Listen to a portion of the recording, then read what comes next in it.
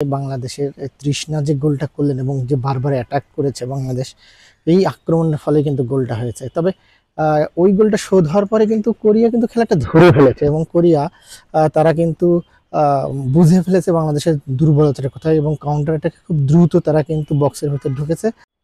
চমৎকার রৌদ্রোজ্জ্বল এক আবহাওয়া অনেকদিন পরে, বিশেষ করে বৃষ্টি, দীর্ঘদিন যে বৃষ্টিটা ধারাবাহিক বৃষ্টি হচ্ছিল সেই বৃষ্টির পরে আসলে চমৎকার একটা আবহাওয়া, এটা দেখতেই ভালো লাগছে। আর সেই আবহাওয়ায় আসলে আপনাদের সঙ্গে কথা বলতে আসছি আমাদের ছাদে।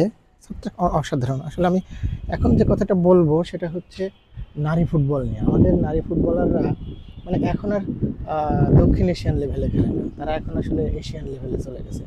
দেখেন, গতকাল তারা কোরিয়ার সঙ্গে যদিও হেরেছে, 6-1 গোলে হেরেছে, কিন্তু তারপরেও কিন্তু এশিয়ান লেভেলে তারা চলে গেছে আর কি। এশিয়ান লেভেলে বলতে কি, সিনিয়র দলটা এশিয়ান কাপের চূড়ান্ত পর্বে পৌঁছানোর পরে এবার জুনিয়র দলটাও কিন্তু চূড়ান্ত পর্বে পৌঁছে গেল, যেটা থাইল্যান্ডে হবে।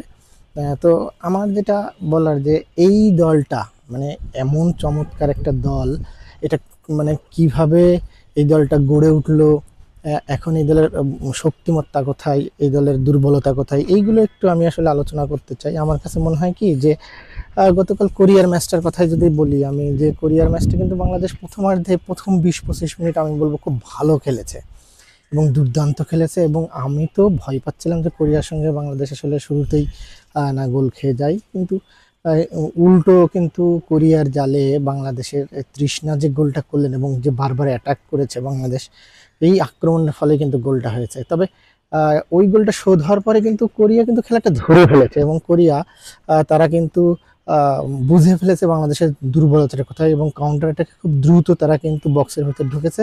আর আমাদের ডিফেন্ডাররা কিন্তু সেটা মানে ওদের যে গতির সঙ্গে শেষ দিকে এসে পারেনি। তো আমার কাছে যেটা মনে হয়েছে যে আসলে এইখানেই বাংলাদেশের একটু দুর্বলতা আছে, বিশেষ করে রক্ষণ ভাগটা আমাদের আরেকটু ঠিক করতে হবে। বিশেষ করে আমি যদি বলি যে মাসুরা পারভিন বা শিউলি আজিম যারা আছে, তাদেরকে আসলে আরেকটু মানে মাসুরার কথাটা বলবো এইভাবে যে তাকে দলে নেওয়া হোক, মানে সিনিয়রদের ভিতরে একেবারেই যে মানে তারা বাজে পারফরমেন্স করছে বা তাদের শৃঙ্খলাজনিত কারণে নেওয়া হবে না, এই বিষয়গুলো আমি আসলে বলতে চাই না। আমার কাছে মনে হয় যে পিটার বাটলারের বা বাফুফের উচিত এখন ওই দ্বন্দ্বটা ভুলে তাদেরকে দলে ডেকে নিয়ে আসা, এবং তাদের দলে আনলে হবে কি যে এই দলটা একেবারে ব্যালেন্সড দল হয়ে যাবে। আপনি খেলবেন কাদের সঙ্গে, আপনি দেখেন, আপনি অস্ট্রেলিয়াতে যাবেন, আপনি খেলবেন কোরিয়া, চীন, উজবেকিস্তান, মানে বড় বড় দলের সঙ্গে খেলবেন। হ্যাঁ, তো এইসব দলের সঙ্গে যখন আপনি লড়াই করতে হবে তখন কিন্তু আপনার লড়াইয়ের রসদটা রাখতে হবে। হ্যাঁ, এখনো সময় আছে, মার্চ মাস খেলা, মার্চের আগ পর্যন্ত হয়তো অনেক সময়, কিন্তু সেই সময়ের আগে বাংলাদেশের দলটাকে আরেকটু ব্যালেন্স করতে হবে, আরেক প্লেয়ারদের স্পিডটা আরেকটু বাড়াতে হবে। আর আমি মনে করি যে স্পিডটা বাড়ানো এবং তার সঙ্গে সঙ্গে দলের শক্তিমত্তার জায়গাগুলো, বিশেষ করে ডিফেন্স লাইনের এই দুর্বলতাটাকে ঠিক করার জন্য পিটার বাটলারের আরেকটু কাজ করা উচিত।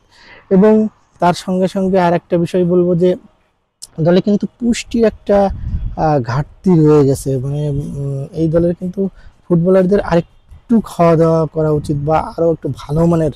মানে হয় কি যে আপনি কোরিয়ার সঙ্গে লড়তেছেন, কোরিয়া মানে তাদের সুযোগ সুবিধার কথা চিন্তা করেন, আপনি চীনের সঙ্গে খেলবেন, চীনের সুযোগ সুবিধার সঙ্গে যদি আপনি চিন্তা করেন তাহলে কিন্তু বাংলাদেশে আসলে এই মেরে কিছুই পায় না। মানে সারা বছর শুধু ক্যাম্পেই থাকে, কিন্তু ক্যাম্পে যারা থাকে ক্যাম্পে কিন্তু তারা একটা রুমে গাদাগাদি করে থাকে, মানে অস্বাস্থ্যকর বা অস্বাস্থ্যকর বলতে বলবো যে ঠিক ওইভাবে না, মানে একটা রুমে দুজন বা একজন থাকলে যে পরিবেশটা থাকতো সেই পরিবেশটা আপনি 5জন বা 7জনের সঙ্গে রুম ভাগাভাগি করার সময় কিন্তু পাবেন না। তো ওইটাই বলতে চাচ্ছি আসলে। তো এখন আমাদের দেশের মেয়েরা যে এশিয়ান লেভেলে খেলে, দক্ষিণ এশিয়ান লেভেলে আর নাই, এটা কিন্তু তারা কিন্তু আগেই প্রমাণ করেছিল পরপর 2বার টানা সাব জিতে।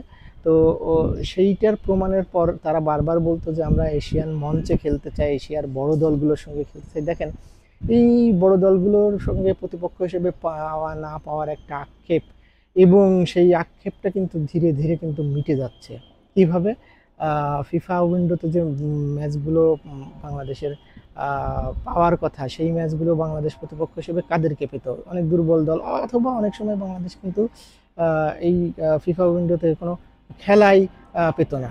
এমনও হয়েছে যে অনেক দিন গেছে যে বাংলাদেশ কোনো ম্যাচ পাচ্ছে না, বসে আছে। এখন কি হয়েছে, এখন কিন্তু তাদের ম্যাচের পর ম্যাচ, অর্থাৎ এক একটা টুর্নামেন্ট যাচ্ছে, এক একটা প্রতিযোগিতা যাচ্ছে, বাংলাদেশ কিন্তু একেবারে প্রত্যেকটা বয়স ভিত্তিক বলেন, জাতীয় দল বলেন, এশিয়ান কাপের বাছাই রয়েছে এবং অন্যান্য টুর্নামেন্টগুলোতে তারা কোয়ালিফাই করছে, এবং কোয়ালিফাই করার ফলে কি হচ্ছে, বাংলাদেশ কিন্তু একেবারে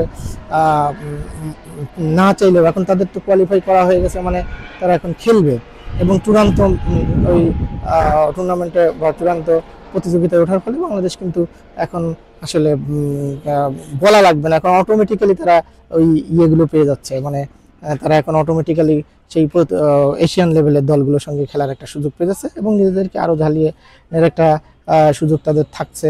এবং